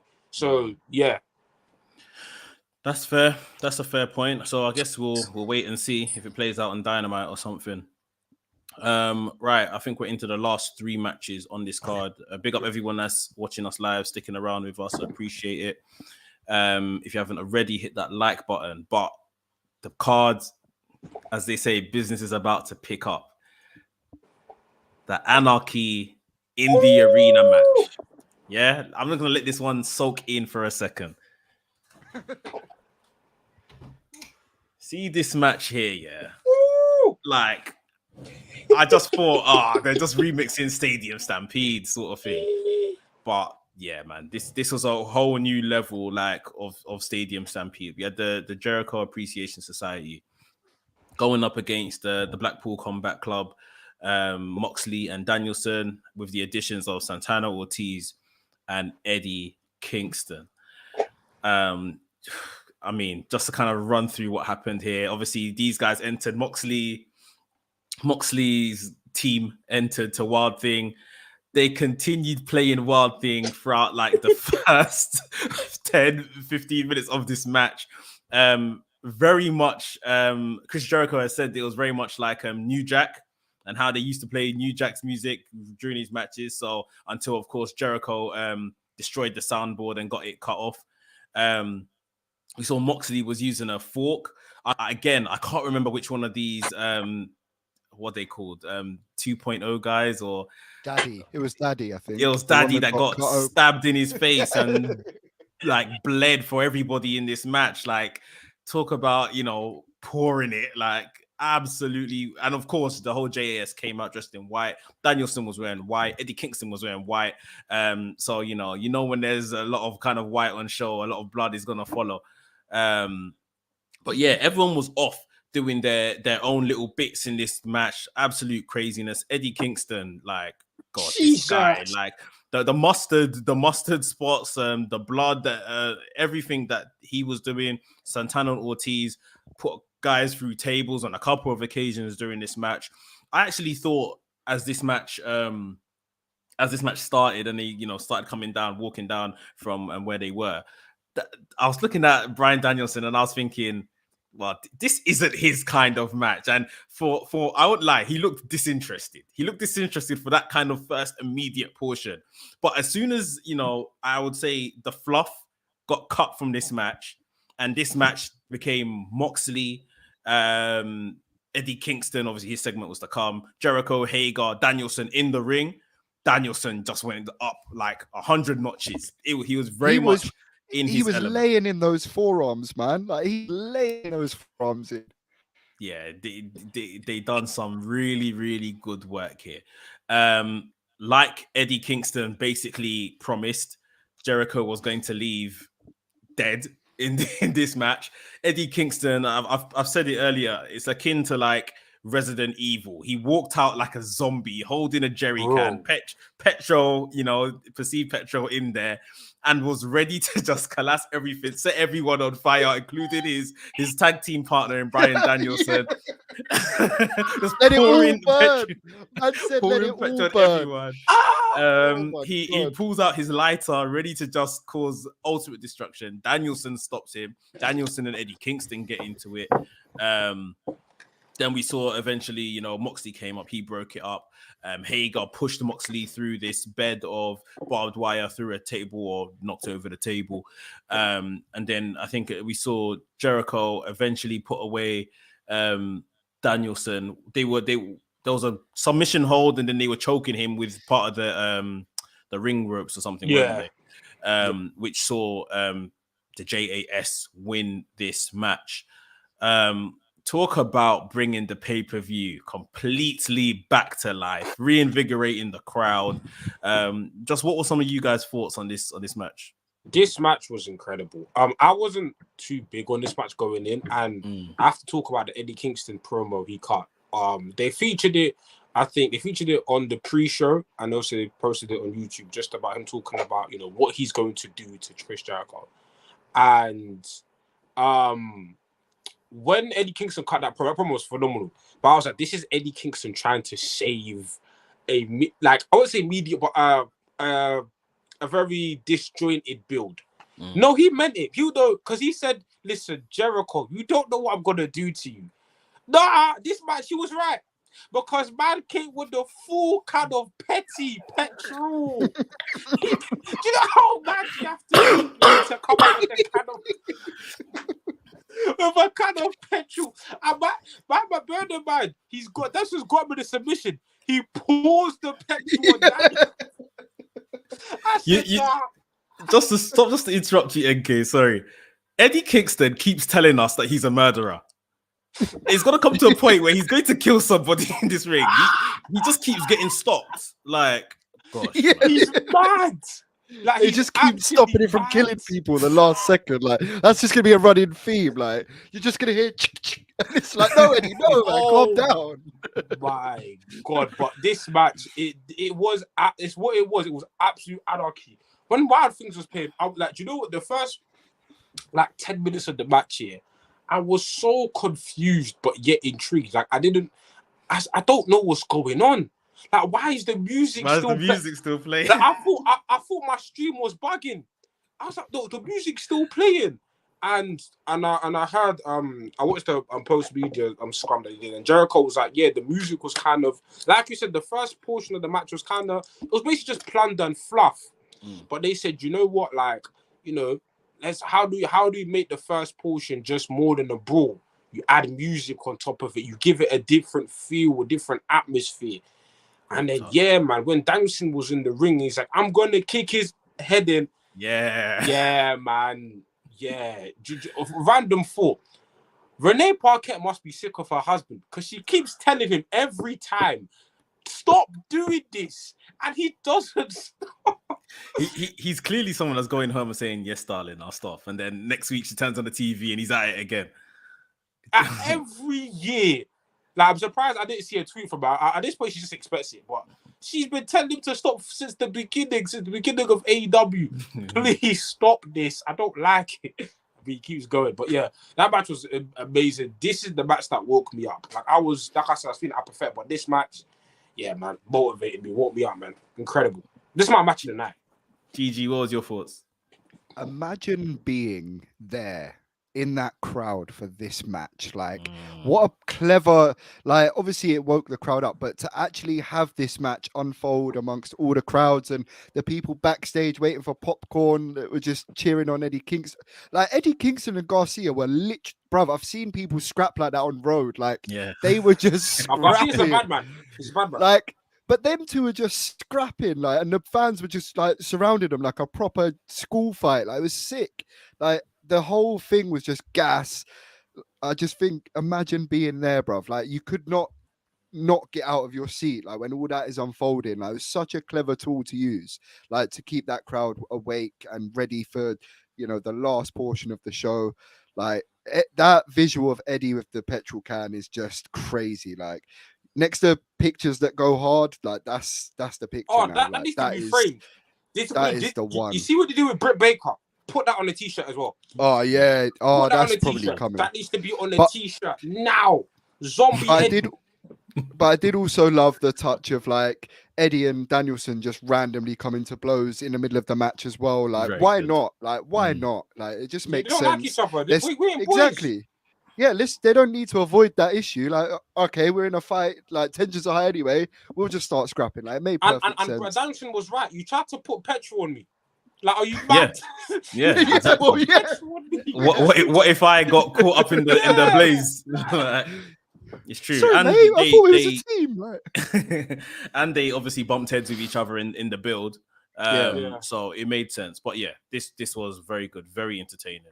And do you think, just very, very quickly, do you think there's anything in terms of the sports entertainment, Nexus breaking down the ring, and the visual of them breaking the ring and then Danielson getting choked? Like, do you think that was maybe a bit of a callback or a bit the of Danielson getting choked reference? part? I thought, oh yeah, I did think of that, but generally, I don't think so.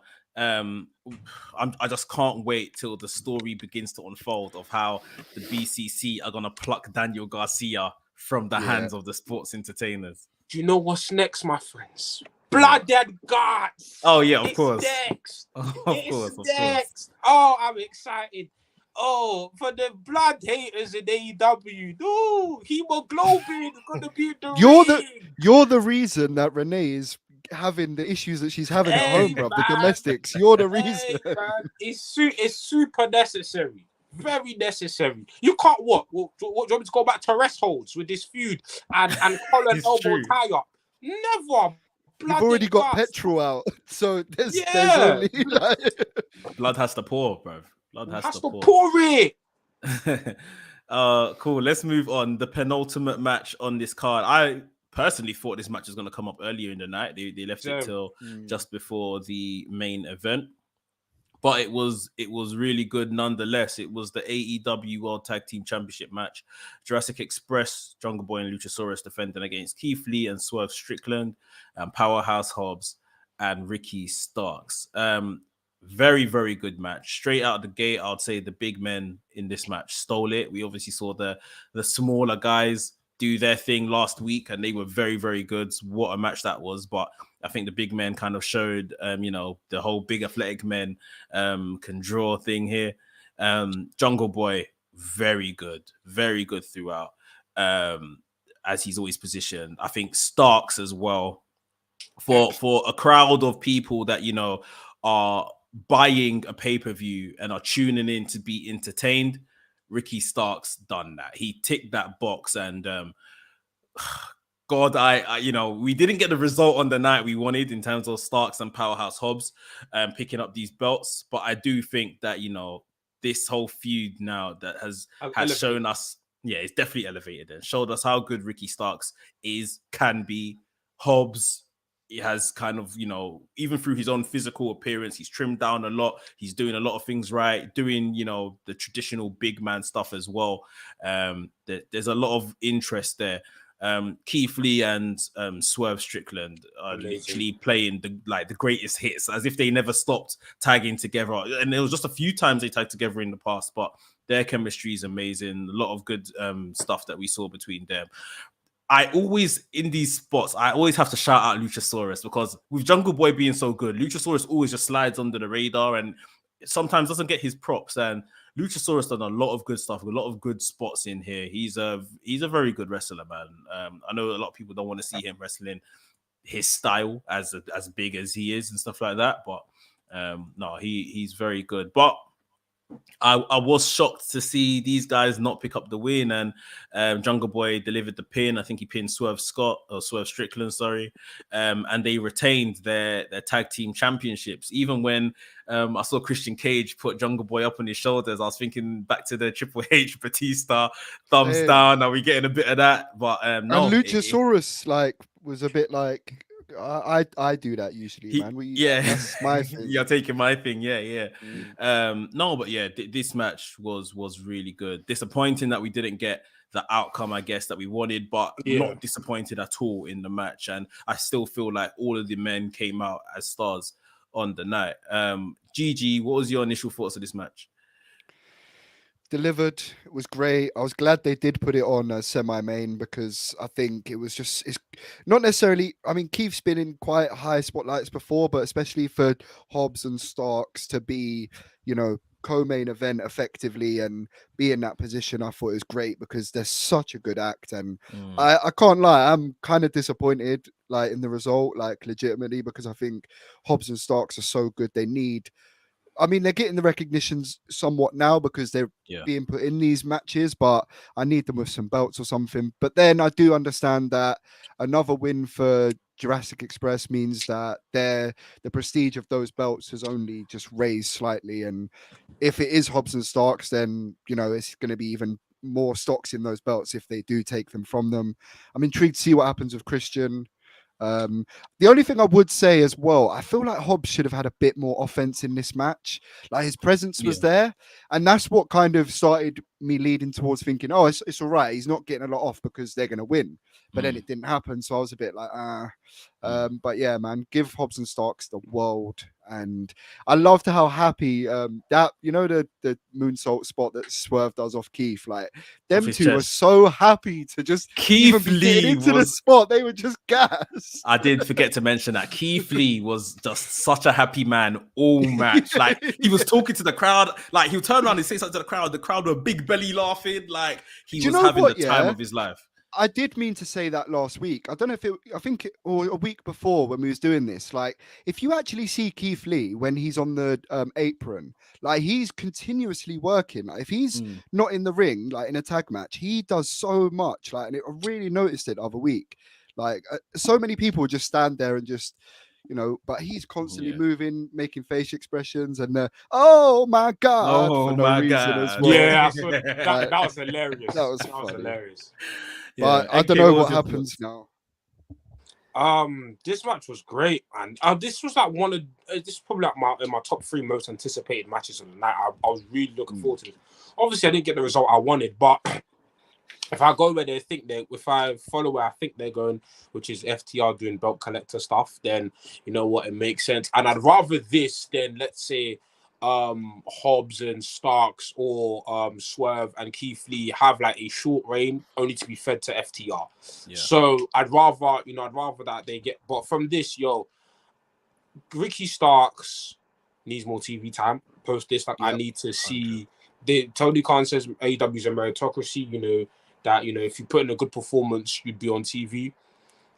Starks and Hobbs have been putting in killer performances. Like, I want to see them do good things, and they do deserve silverware, definitely. But even if it's just the thing of them going on a dominant run or them, having a good story with another team, I'd be fine with that. Just put them on my team more often, and I'm glad they didn't take the pin either. I'm glad they didn't take the pin either. I'm glad it was, Swerve who took the pin. But yeah, man, this match was excellent. I'm definitely a match I'm going to rewatch. But I'm just happy to see Keith Lee back in AEW. And just the pairing of him and Swerve was.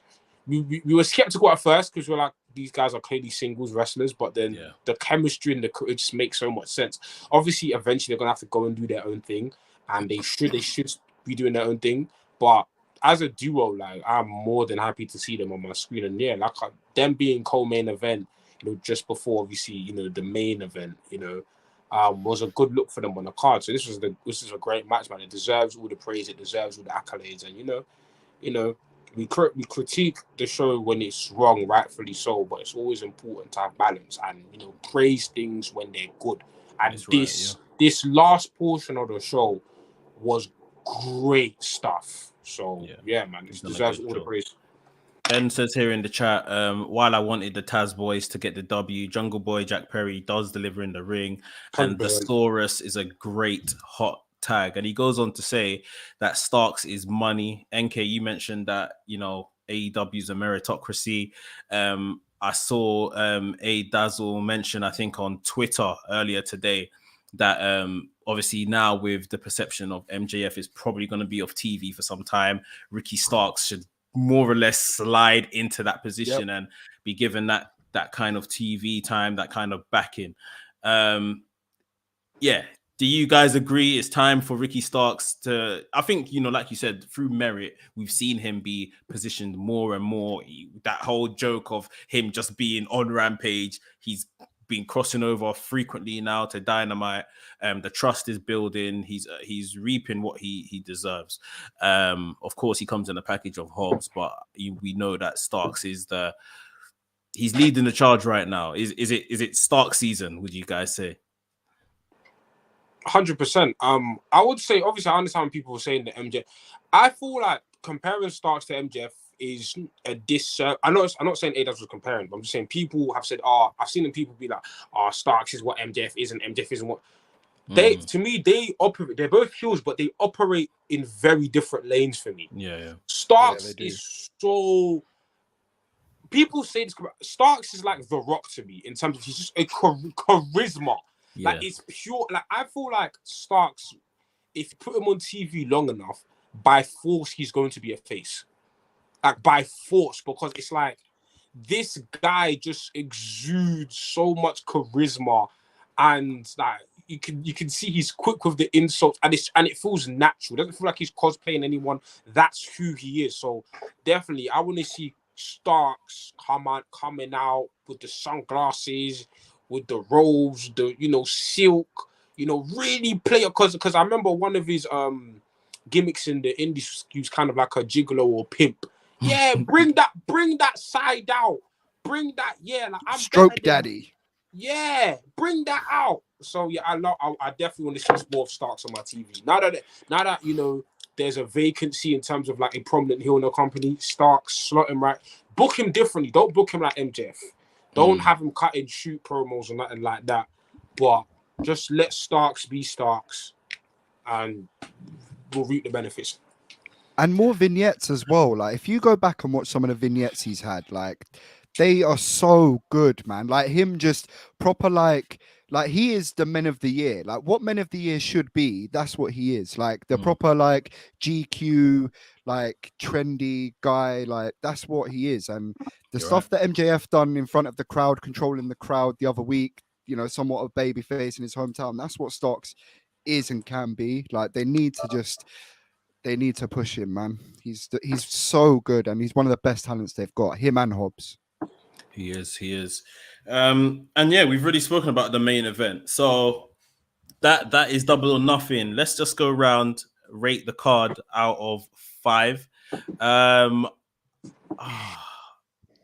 GG. 5 is so harsh. First. Why are you gonna let me go first? Because I'm still thinking. Should we say our match of the night as well? If you want, that might help things. My match of the night, I think, is Darby and Kyle O'Reilly. Like, I just really enjoyed it, man. I love Darby's work. I think that was a solid match. Out of 5, I'm going to be generous. Are we doing points? 0.5s?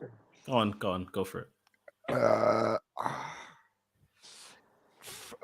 4. You know what? 4. Okay. I think the highs were so high, and I don't think, maybe a slight pacing issue, but overall, like, I love these shows, man. It might be a bit of bias. There were some definite gleaming things that need to be improved that could have been done better, but the highs that I got and some of the actual match like quality and some of the moments that that we got, I'm gonna give them a 4, man. Fuck it, 4. Okay. Anarchy in the Arena was my match of the night. I thought that was just absolute brilliant chaos. I feel this should be a 4. If it wasn't for the length of it, how many matches, and then obviously there was some real kind of just middle of the road stuff. So I'm going to give it a 3.5. But this is it's a very high 3.5. Yeah. And yeah, that's why I sit with it. Yeah, this is hard because like I said on Twitter, this is a pay-per-view of consistent lows, extreme highs. There's more lows numbers-wise for me than lows or mediums than highs, but because the highs were so high, and it's like it's always my philosophy. How do you leave the show? And we left the show feeling super satisfied. So I don't know if because 4 feels like a very consistent show throughout, and I don't know if this was that, but then I can't put it as a 3 because 3 seems very mediocre, and there were things on this paper that were far from mediocre. Yeah. Oh my god, this is tough. This is tough because out of 10 I've had it as a 7, so I guess I'll put it as a 3.5. Because out of 10 I had it as a 7, but I'll put it as a 3.5 because I feel like it's closer to a 4 than a 3 for me. Yeah, but I agree. I feel it's close to a 4 than a 3 for me, but when I compare it to, because I feel like Revolution was a 4 and Revolution was a consistent card throughout. It didn't have the highs that this had, but in terms of a card, it's a 3.5. It's definitely not anything below a 3 though. It can't be. SDK08 says 4 is generous. I don't think 4 is generous. I think 4 is fair. I think anything higher than a 4 might have been generous, but I think 4 is a fair mark. But we're all in the same ballpark. It was a good show at the end of the night. We are into Forbidden Door season, boys. Didn't see anything on this card to kind of reflect that. But I'm sure they're going to get straight into the thick of it as of Wednesday. So that is going to be very, very interesting. And of course, we will be giving our review on Thursday as to whatever happens on Dynamite. So stay tuned for that. Thank you, NK. Thank you, Gigi, for sticking around for so long, talking about this card, dissecting it and all that. Everyone in the live chat, I appreciate you guys. Make sure you hit the like button. If you're new to this channel, remember to subscribe to the channel, hit the notification bell. And of course, follow NK over at Wrestling. Follow GG on Wrestling as well. The links to their channels is in the description. So please make sure you subscribe too. Guys, we'll see you in the next one on Thursday. WrestleManiac UK signing out. And I'll see you soon.